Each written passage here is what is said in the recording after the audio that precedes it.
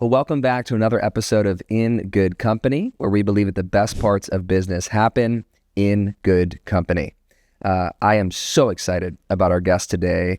My daughter and my wife signed up for a Mommy and Me dance class at Roc Dance in Webster. It has been so fun to see my daughter just come to life with dancing and meeting other people her age. Just been an incredible community for her to continue to grow in. And I'm excited to welcome to the podcast Charlotte Phillips, who created Roc Dance. She's an incredible person who's making such an impact in our community and personally in my family. So excited to welcome you. Thanks for being here. Thank you for having me. Yeah, it's going to be awesome. We were friends, like we have mutual friends before you were Coach Charlotte. And so it was cool because what we experienced as a friend level, you are just as consistent at Roc Dance, obviously, with the other moms and students that are there. For those that don't know your story, tell us a little bit about where did you grow up, what kind of got you involved in dance, and how did you come to Rochester, New York, of all places? Yeah, so I'm originally from the UK.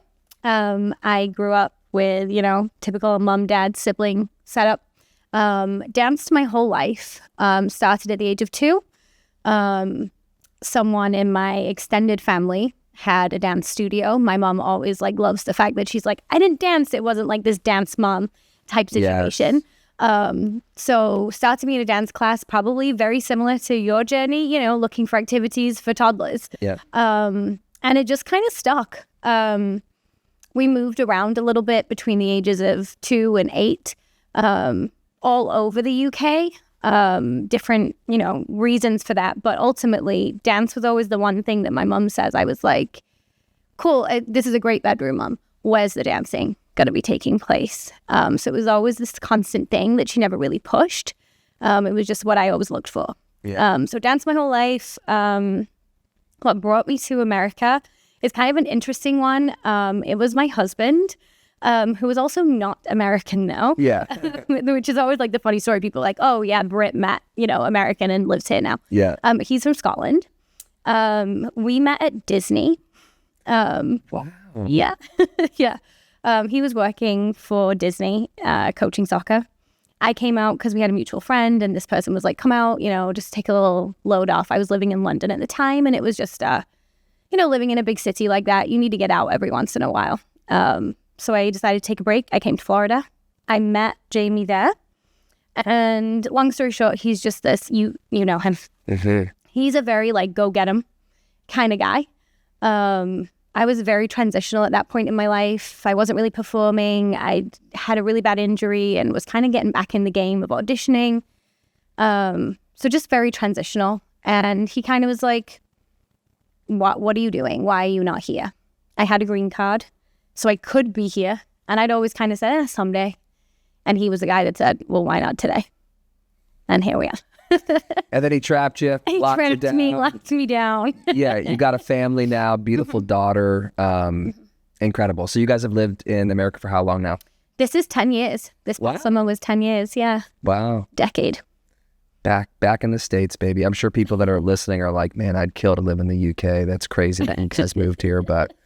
Yeah, what do you feel like has been the biggest difference in cultures? I guess since kind of moving here, maybe there's more similarities, but curious how that transition went. Yeah, I think honestly, America for me was always the place where dreams come to fruition.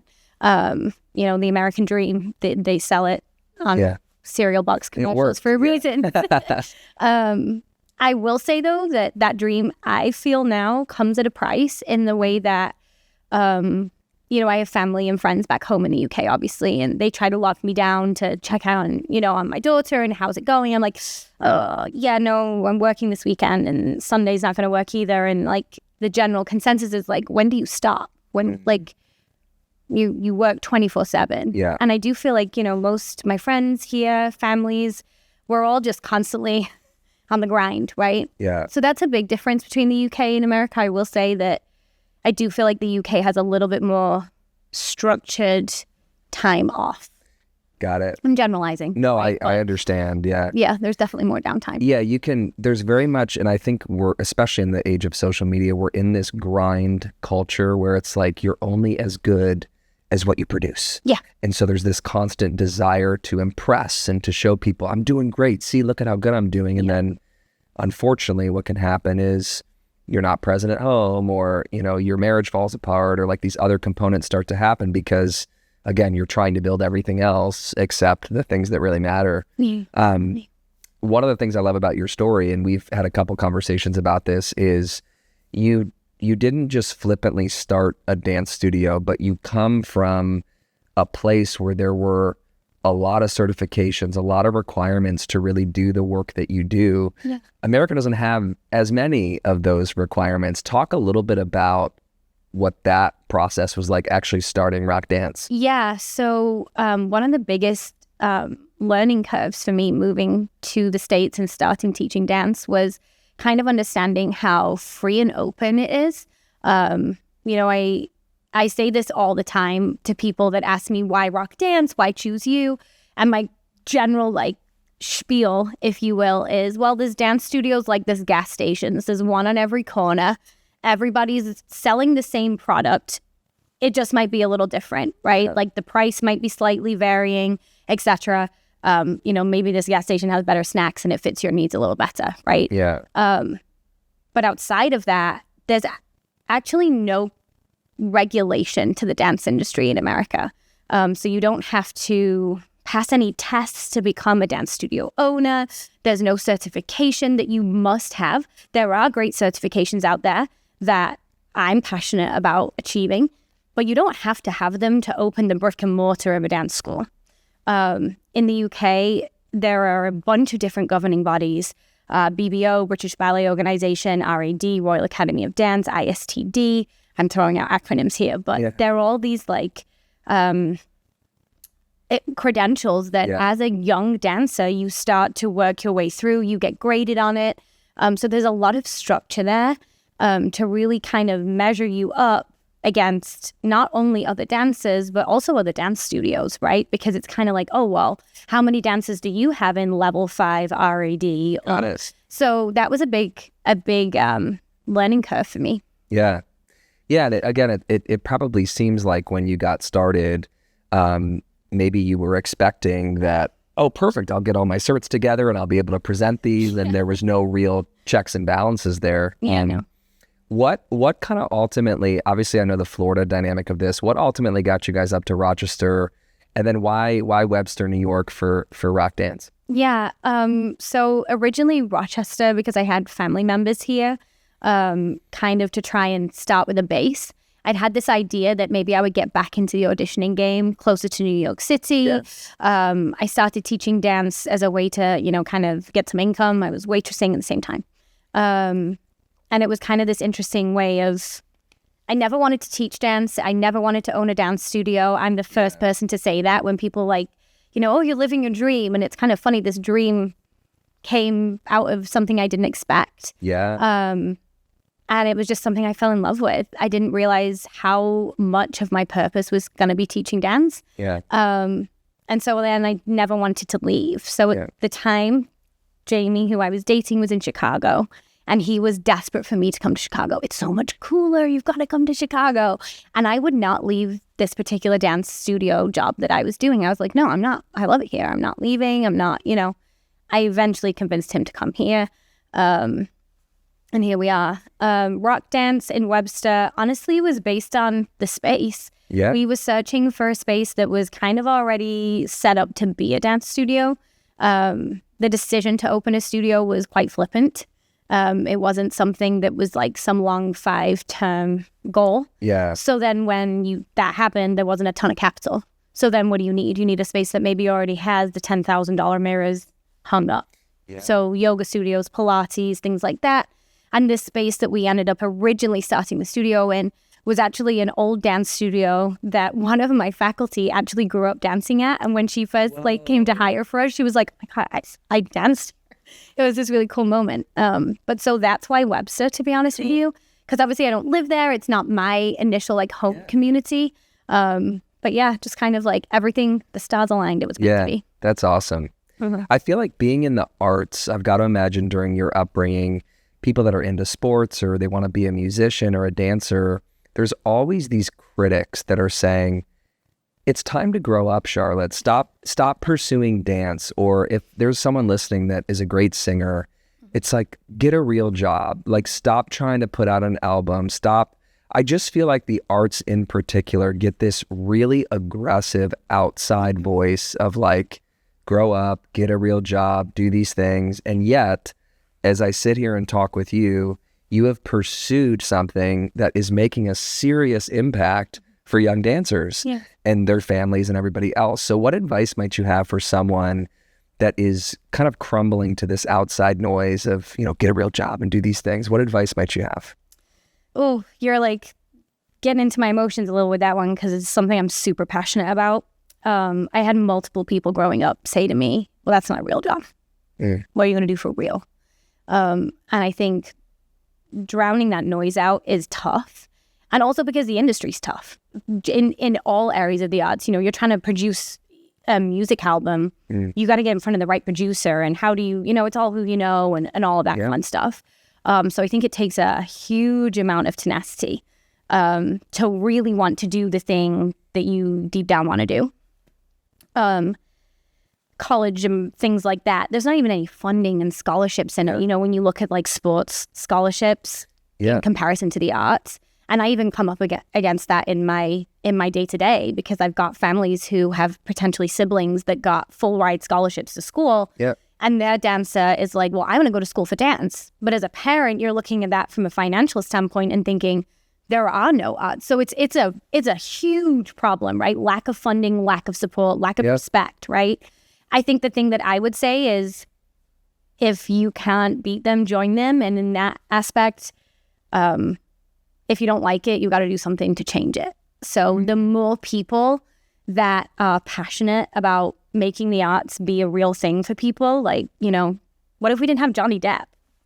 There would be no Pirates of the Caribbean, right? Like, I'm just thinking like mainstream here, like movies are art. And these people, us creative types, we have such an important role in society and life because we all turn to art to unwind, right? People read a good book, you need an author, right? Like, I think there's such a big part of it in our world that we don't necessarily give it the respect that it needs. Yeah, I mean, I have a good friend named Kim who's an incredible painter, and I can sit, I'm not a painter, but I can sit and almost to the point of tears just off of something that she has created. And I'm sure it's the same with dance, it's the same with these things. I mean, it is so critical, not just to unwind or whatever, but to evoke emotion and like allow people to get into this reflective type of space. Beautiful, absolutely incredible. I think since having a daughter of my own, I know that the other kind of side of dance is maybe there's someone that is a dancer, they want to pursue these things, but I'm not pretty enough, I'm not skinny enough, I don't have the typical look of a celebrity or this or that. Having a daughter of my own and wanting to continue to not shelter her, but to make her feel that her value is hers and no one can add or take away from that. How have you been able to use dance as a vehicle to actually help shape young women? Yeah, I think inherently, like you said, dance is standing in front of a mirror. My oldest group, they're there 15 hours a week, analyzing everything about themselves. And I think it's really important to not only remind them that what we're analyzing is the movement. And whilst we are striving to be better, we're not striving for perfection because that's unrealistic in any aspect. Also, it's live theater. It can't be perfect. We're not robots, right? And we don't want to take the humanistic qualities out of what we're doing. So it's not perfection that we're looking for. It's just to be better than the day before, right? And so isn't that kind of similar to everything that we try to do every day in life? Yes, especially as a woman, her hair's longer than mine. She's skinnier than me. Am I not as pretty as the person on my Instagram reel? Like, yes, there's all of that terrible comparison that we, do and unfortunately is thrust upon us now via cell phones.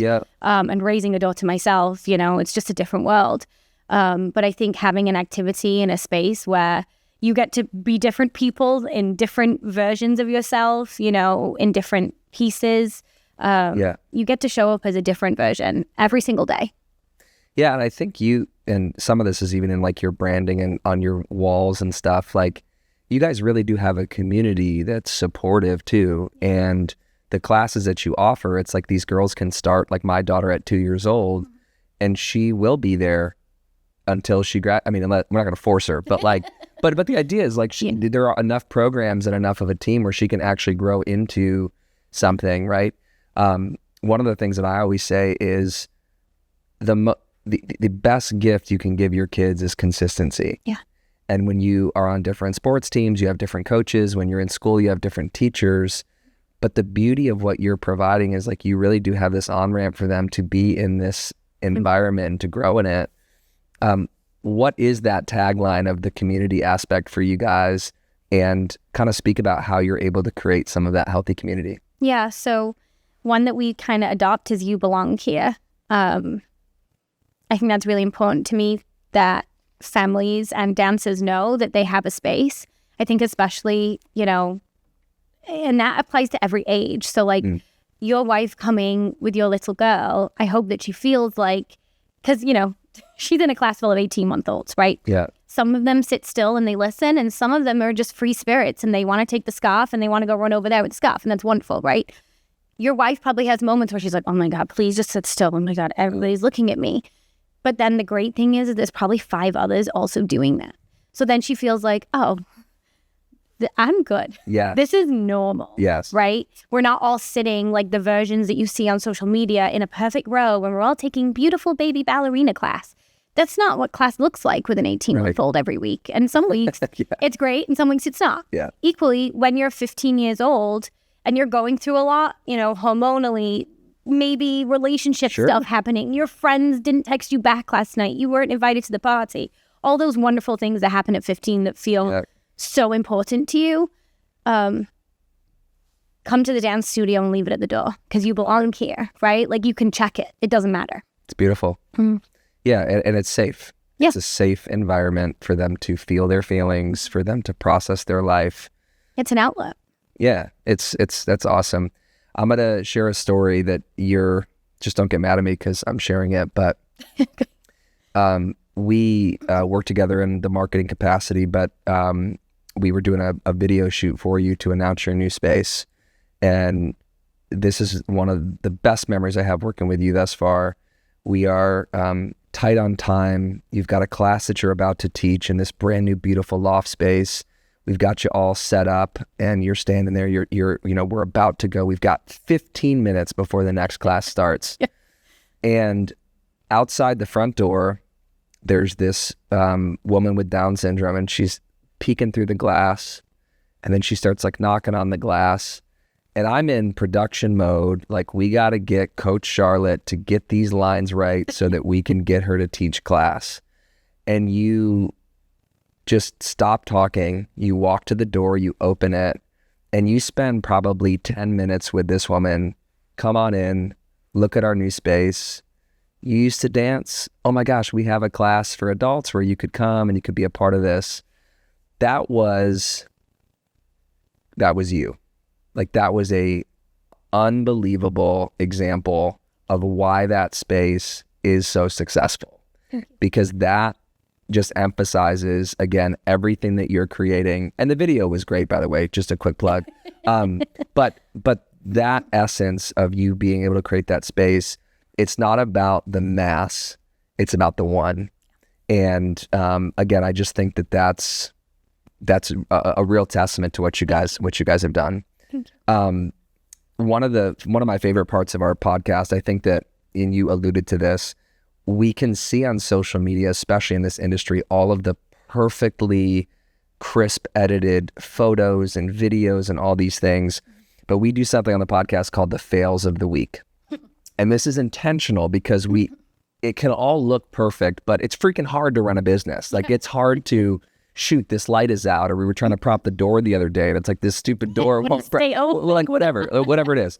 So it doesn't have to just be from this week, but since kind of starting Roc Dance, what is kind of like that one fail that you just think is a fun story to share of like, this was tough type of deal? Yeah. Maybe it wasn't fun at the time, but it's fun to share now. Yeah. honestly, I don't even know if this is like on the right track, and I've shared this with you.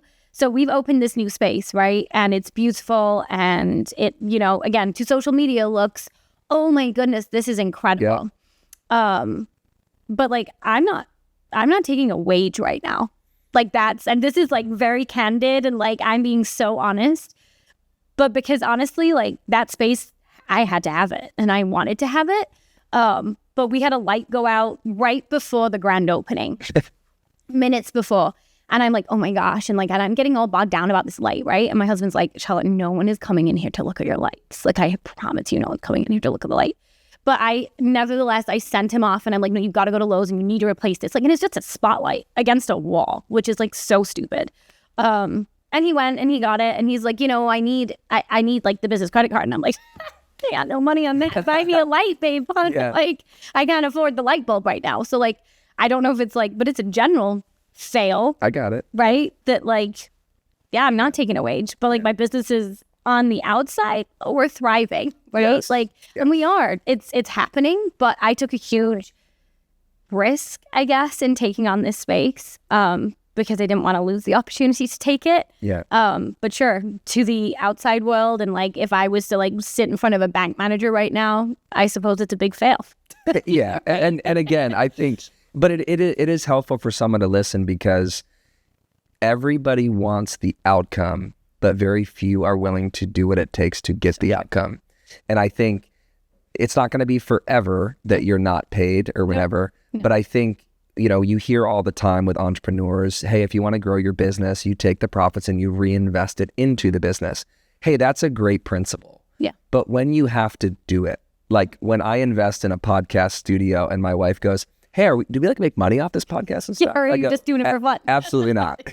But again, it's like, it's been a beautiful opportunity God has put me on this planet to help people share their stories. Yeah. And it's like, this has been such a blast for me to do. Yeah. But again, it's this reinvesting type of principle. So yeah. I think there's, again, a lot of people out there listening that whether they have a business idea or maybe they're in the weeds right now going like, will I ever get out? Yeah. And so again, thinking through your guys' journey, do you have any, maybe one, like, and I'm not trying to pick favorites or whatever, but do you have any one story in particular since starting Roc Dance where you kind of point back and go, this is exactly why I moved from the UK, I listened to my husband, and then he listened to me and moved from Chicago.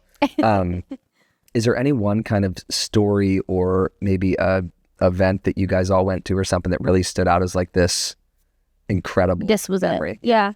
A couple of years ago, we took a small group to dance at Disney, and, really put our research in to find the right company. There's, like everything, everybody offers a similar product. Yeah. This particular company actually has one of the owners performed at Disney as a dancer growing up. So I feel like her heart's in it and she knows exactly what kids want, right? Yeah. You can dance at Downtown Disney and things like that. Tons of different programs that do that. But this particular one is the only company that offers kids to dance in a Disney parade. Amazing. And like, it's not a separate parade from the actual parade that they like put on just for you. It is the parade. And that was just such an awesome experience. And you're dancing the whole time. Like, that's a long parade. Oh, it was nuts. Kids were passing out. Oh, great. Actually, our mutual friend picked up her daughter one day after one of my rehearsals because I had them running laps. Oh, my gosh. Around like the parking lot that's connected to our studio. Yeah. And they were like, this is my kids. They were like huffing and crying. And I'm like, you're going to be dancing in 80-degree heat, right? Dancing from like the backstage Disney area all the way around past the castle. It's a whole thing. So, they finished and I was like, how glad are you that I made you run laps around Webster Village right now? Village Bakery. Laps. Yeah. But yeah, I think that was the moment for me, especially like seeing kids that are maybe shy and, maybe have no aspirations to be a professional dancer. That opportunity will live with those children. It's amazing. For the rest of their lives. And their families. For sure. Like you saw your kid dance in front of the most magical place on earth, right? And I think that that's like the fact that our business facilitated that memory is just really special. Yeah, I love it. Are there any quotes or anything that you've kind of learned along the way that you feel like has really become that true north for you as you've built your business or built your family? Like, is there any maybe one quote or one little nugget of wisdom that you've heard over the years that's really helped you? Find out who you are and do it on purpose. Oh, Dolly Parton, folks. Like, she's just such a little firecracker. Yeah. Yeah. I think it really just embodies, especially what we were talking about with those typical things that you associate with dance.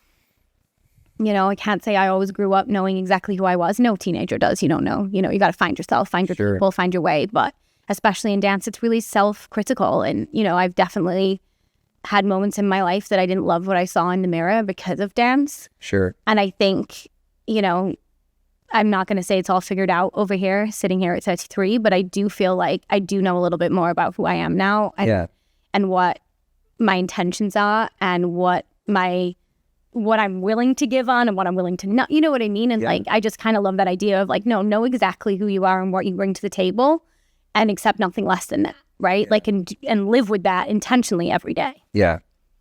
I said this on a previous episode, but there's no greater gift that we can give to our kids than pursuing what God has put us on this planet to pursue. Yeah. And what I love about your daughter's experience of life, like you're never going to get these years back with her and these like initial memories for her. And her memories are being at the studio.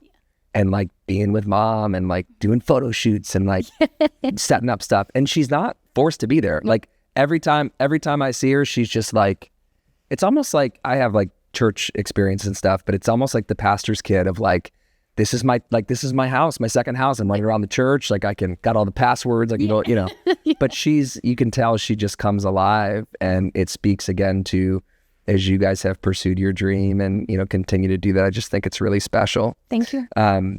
What would you say, again, I think we alluded to this with cell phones and different things, but I think, what would you say to a young mom whose daughter comes home from school, goes right up to her room, she's just on her phone, she is barely there for dinner, she's just very kind of disconnected, doesn't really have many friends. How could someone like that maybe get involved in Roc Dance, or what advice might you have for a mom that's just kind of just struggling to get her daughter to like try different things or kind of step out? I don't know if you have any advice for that. Yeah, I think that's tricky because, you know, these teens they do this, but really they mean this.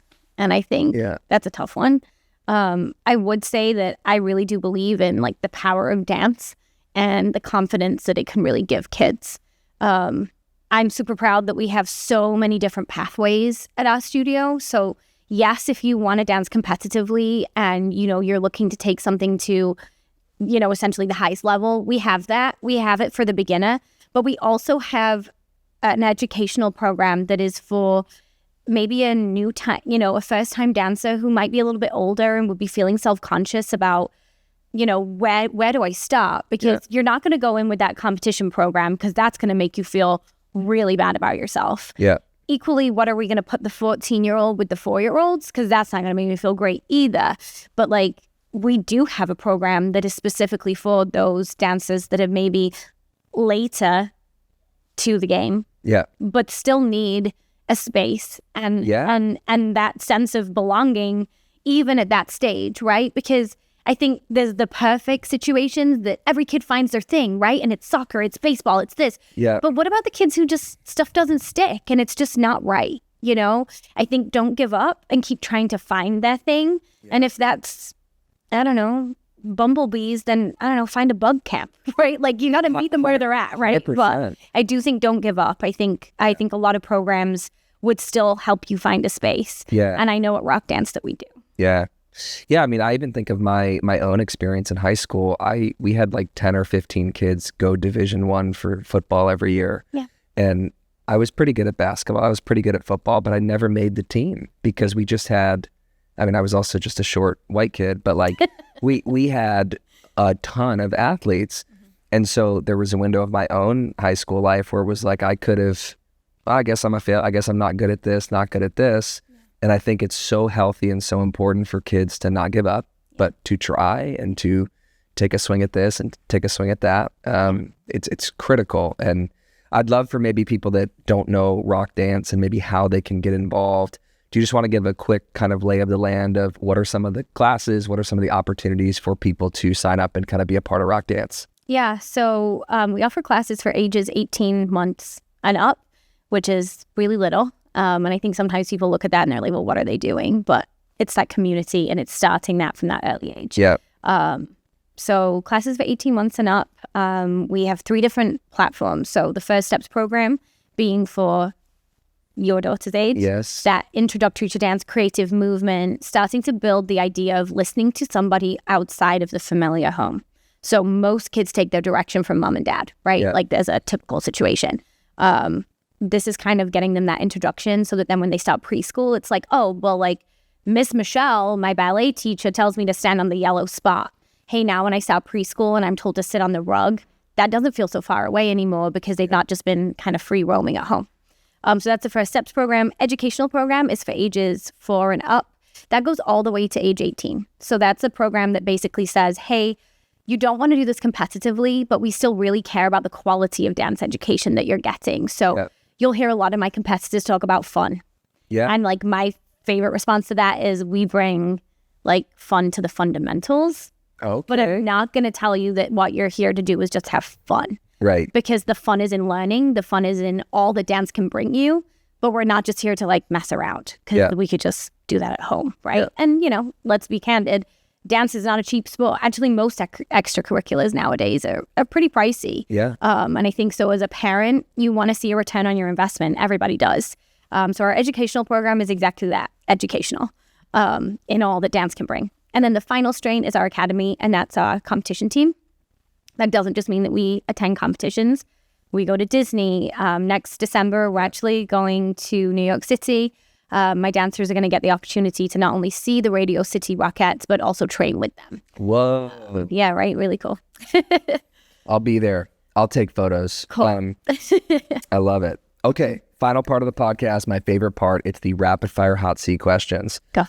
You got 1 to 2 responses, just quick response, quick hitters. Cool. Are you ready?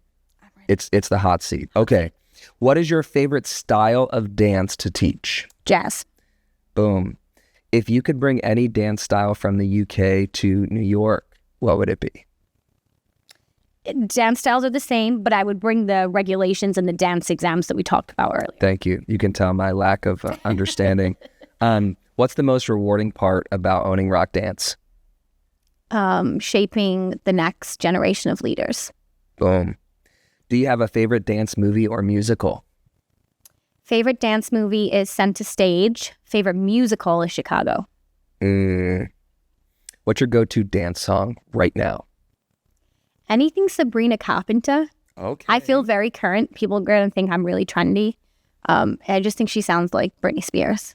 So it like speaks to my child. Love it.